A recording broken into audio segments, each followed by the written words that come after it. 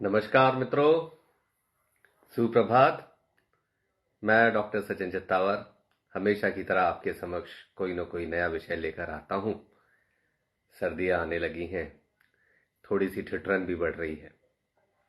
कुछ सुबह सुबह निकलने के समय, व्यायाम करने समय कहीं न कहीं लगता है कि रजाई में ही दुबके रह जाओ। कुछ दिनों में ये भावना और बलवती होगी। इसलिए सबसे पहले निवेदन है कि आलस्य ना करें, सुबह निकलिए, गुदड़ी के लाल मत बनिए, सुबह निकलिए, बाहर निकलिए, उगता सूरज देखें, दौड़िए, भागिए, कसरत करिए। क्योंकि शारीरिक और मेटाबॉलिक ये दो शब्दों का प्रयोग मैं हमेशा करता हूँ, क्योंकि मैं मेटाबॉलिक सौंदर्य का डॉक्टर हूँ। ब्लड प्रेशर, डायबिटीज, थायराइड, मोटापा, तो ये जो मेटाबॉलिक सौंदर्य है, ये आपके शारीरिक सौंदर्य के समानांतर चलता है। एक कम हुआ तो दूसरा भी कम होगा। शरीर दुबला हुआ, बीमार हुआ, परेशान हुआ तो मेटाबॉलिक सौंदर्य कहीं ना कहीं आपको भी पीड़ित करेगा।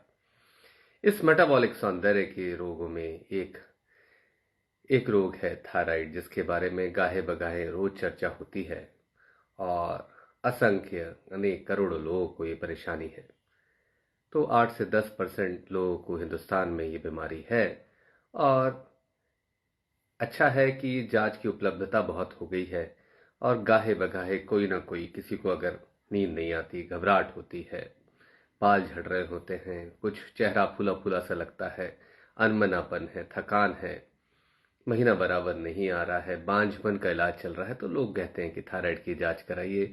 और कभी ना कभी किसी न किसी लोगों में यह जांच खराब आ जाती है, तो कहीं ना कहीं मन उद्वेलित हो जाता है कि यह कैसा रोग हो गया जो परेशान कर रहा है। और फिर डॉक्टर कहते हैं कि आपको तो दवा लंबे समय तक खानी है, तो बड़ा मन उदास हो जाता है। तो मैंने सोचा क्यों ना आज इस थायराइड रोग के बारे में ही बात की जाए कि ये थायराइड रोग है क्या।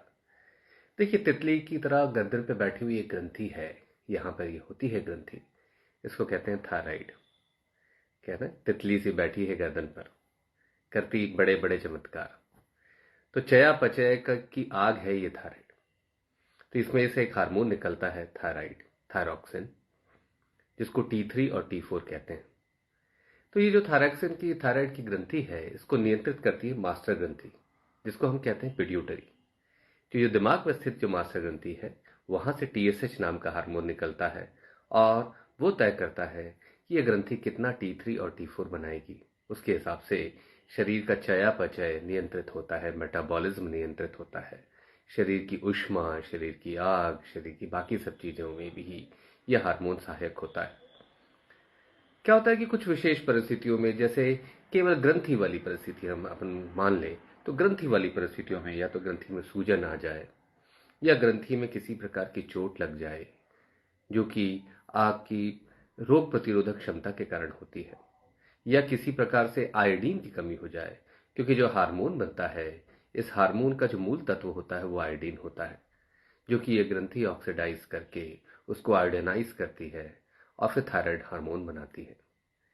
तो आयोडीन की कमी से होने वाले थायराइड रोग एक समय बहुतायत में थे। हिमालय की तराई वाले इलाकों में 70-80% लोगों को आयोडीन की कमी थी।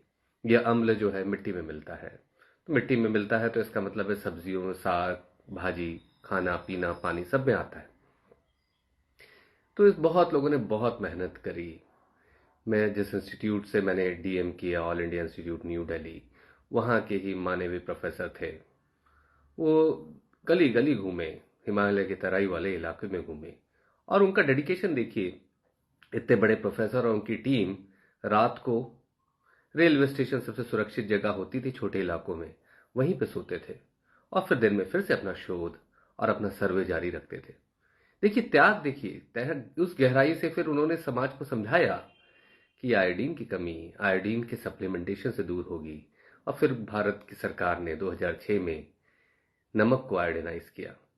तो ये नमक का आयोडीनिफिकेशन बहुत लोगों के त्याग का एक पर्याय है और जिसने जीवन बदल दिया। जो नमक से कमी से होने वाली, आयोडीन की कमी से होने वाली जो बीमारियां थीं, वो कम होने लगी। फिर एक बीमारी उभर कर आई, वो थी रोग प्रतिरोधक क्षमता की बीमारी। तो आपने इस काल में, कोरोना काल में, रोग प्रतिरोधक क्षमता में जब शरीर के सफेद कण शरीर को ही भारी समझने लगते हैं और शरीर के अंगों को ही नुकसान पहुंचाने लगते हैं, इसको कहते हैं ऑटो इम्यूनिटी।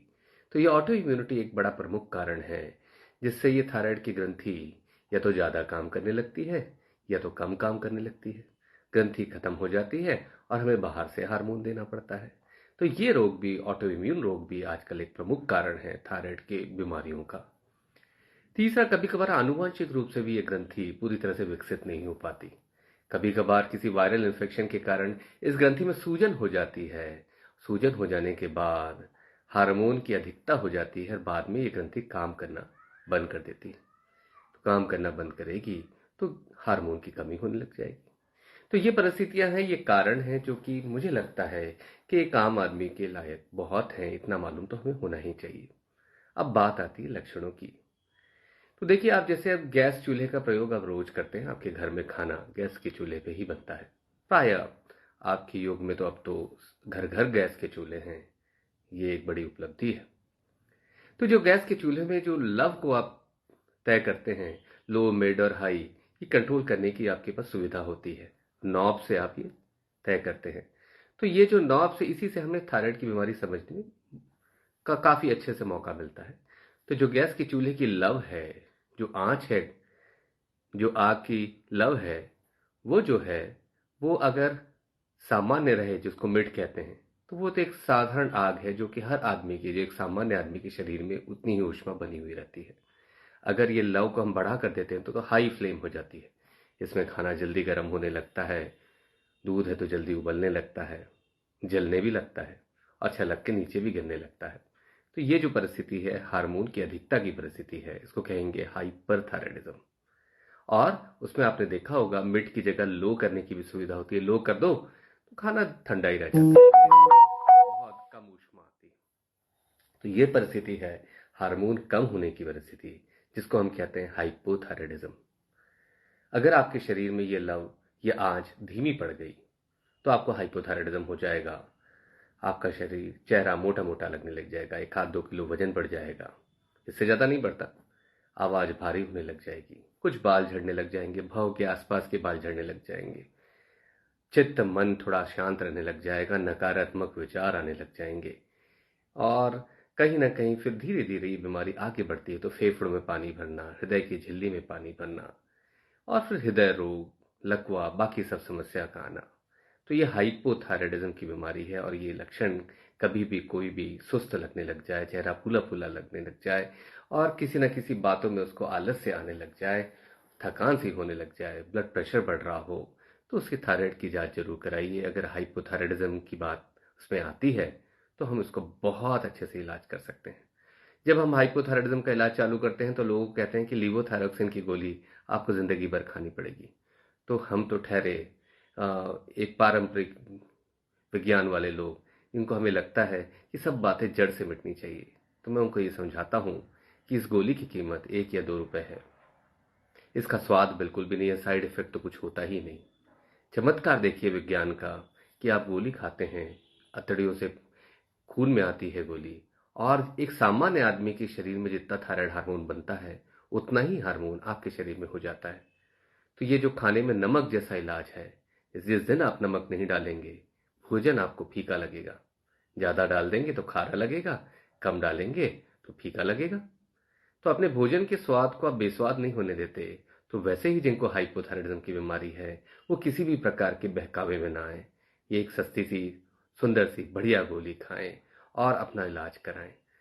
2 महीने में डॉक्टर आपका डोज पक्का कर देंगे, तो साल में ही आना पड़ेगा, बार बार आने की आवश्यकता ही नहीं। विशेष परिस्थितियां, गर्भावस्था के दौरान सतर्क रहना होगा, वहां पे महीना 2 महीने में आपके डॉक्टर को दिखाना होगा, क्योंकि शुरू के 4 महीने में आपके बच्चे का मानसिक विकास इसी हार्मोन से होगा।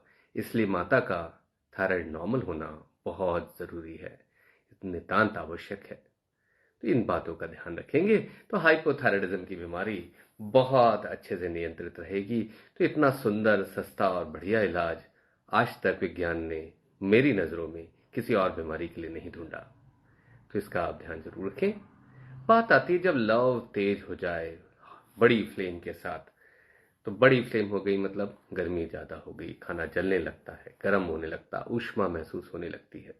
तो ऐसा ही शरीर की आग अगर तेज हो जाए तो हम कहेंगे हाइपरथायराइडिज्म है। शरीर दुबला होने लग जाएगा, वजन कम होने लग जाएगा, एक ही जगह ध्यान केंद्रित नहीं रहेगा, थोड़ी तड़तड़ होती रहेगी, नींद नहीं आएगी, बार बार ऐसा लगेगा कि हमें शौच के लिए जाना है, पेट खराब हो रहा है, ऐसा लगेगा, दस्त हो रहे हैं बार बार। फिर हृदय की गति बढ़ने लग जाएगी, हृदय का साइज बढ़ सकता है, हृदय रोग, लकवा, बाकी सब बीमारियां भी आ सकती हैं। तो यह बीमारी है हाइपरथायराइडिज्म। आपको जानकर आश्चर्य होगा कि हाइपरथायराइडिज्म का इलाज भी हाइपोथायराइडिज्म की तरह ही कारगर है। एंटीथायराइड की गोली आती है। ये गोली विज्ञान के परिमार्जित प्रयासों से निकली है।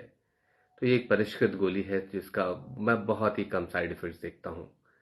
तो ये गोली सही मात्रा में दो तो 1-1.5 साल खानी पड़ती है और 100 में से 25 लोगों की दवा 1.5-1.5-2 साल में बंद हो जाती है। बाकी 75% लोगों को दवा खाते हुए उनका शरीर बिल्कुल सामान्य रहता है, शरीर की आग नियंत्रित रहती है, थायराइड हार्मोन नॉर्मल रहता है। फिर कुछ लोगों को घेंगा बन जाता है, तो घेंगा बनने के कारण भी परेशानी होती है। कुछ लोगों की आ, खाना रुकने लगता है या आवाज़ में परेशानी, या हमें शक होता है कि कैंसर है। तो हम इस हाइपरथायराइडिज्म की बीमारी में 3 उपाय देते हैं। या तो आप गोली नियमित खाते रहें, जीवन पर्यंत खाइए, या फिर रेडियो आयोडीन की दवा पी लीजिए। एक कप कॉफ़ी में दवा मिला के पिला दी जाती है और वो यहाँ की ग्रंथि में ही असर दिखाती है, सिकाई हो जाती है, ग्रंथि काम करना बंद कर देती है, तो आपके हाइपरथायराइडिज्म की स्थिति नॉर्मल हो जाती है।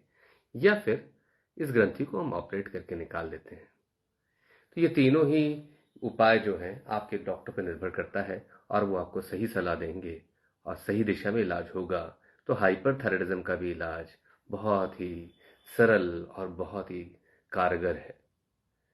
कुछ समस्याएं कुछ लोगों को होती हैं, तो एक अच्छे हार्मोन रोग विशेषज्ञ, थायराइड रोग विशेषज्ञ से मिलें। आपके जो एंडोक्रोनोलॉजिस्ट होते हैं वो एक ट्रेन डॉक्टर होते हैं जो आपको इस दिशा में बहुत अच्छा आपका मार्गदर्शन करते हैं। कुछ लोगों को घेंगा बन जाता है, घेंगा देख के लोग बोलने लगते हैं भाभी ये क्या हो गया, आपको ये क्या तकलीफ हो गई। कुछ लोग डराते हैं, देखिए कैंसर हो सकता है। कुछ लोग बोलते हैं ये गांठ है, इसको दिखाइए, इसको निकलवाइए। कई बार अवसरवादी लोग आप दिखा देते हो और वो आपको सीधा ही सर्जन के पास भेज देते हैं। तो ये परिस्थिति भी अच्छी नहीं है, क्योंकि इस ऑपरेशन में लोग 1-1 डेढ़-डेढ़ लाख रुपए खर्च कर लेते हैं। तो प्राय जब भी घेंगा बने तो आप एक हार्मोन रोग विशेषज्ञ से मिले, वो आपको ईमानदारी से बताएगा, विवेचना करेगा, उसमें हार्मोन की कमी होगी तो हार्मोन दिया जाएगा, हार्मोन की अधिकता होगी तो हार्मोन को कम किया जाएगा। दोनों ही परिस्थिति नहीं है जिसको हम कहते हैं यूथायराइड गोइटर, जहां कोई बीमारी नहीं है, बस ग्रंथि बड़ी हो रही है, घेंगा बढ़ रहा है। तो उस घेंगे की विवेचना की जाएगी। अगर ये सांस रोक रहा है, खाने में रुकावट हो रही है, या फिर डॉक्टर को लगता है कि कैंसर होने की संभावना है, तीनों ही परिस्थिति में वो आपको ऑपरेशन की सलाह देंगे, जो कि एक योग्य डॉक्टर के सलाह में वो ऑपरेशन होगा और बहुत सफल रहेगा। एक चौथी परिस्थिति भी आती है कि कोई यंग महिला है, उसको बार बार लोग टोकते हैं, अच्छा नहीं लगता, मन को क्लेश पहुंचता है, तो सुंदरता के लिए भी कभी कभार हमें आपकी बात माननी पड़ती है और हम लोग ऑपरेशन कराते हैं। इन 4 विशेष परिस्थितियों को समझना होगा और अपने हार्मोन रोग विशेषज्ञ की सलाह में ही ऑपरेशन कराने होंगे। तो कभी भी आपको थायराइड का कोई भी किसी भी प्रकार का रोग होगा तो एक अच्छे हार्मोन रोग विशेषज्ञ का चुनाव करें, उनसे मिलें और उनको विवेचना करने दीजिए। आपके जीवन में खुशियां राह देख रही हैं। आशा है आपको मेरी बात समझ में आई होगी। धन्यवाद।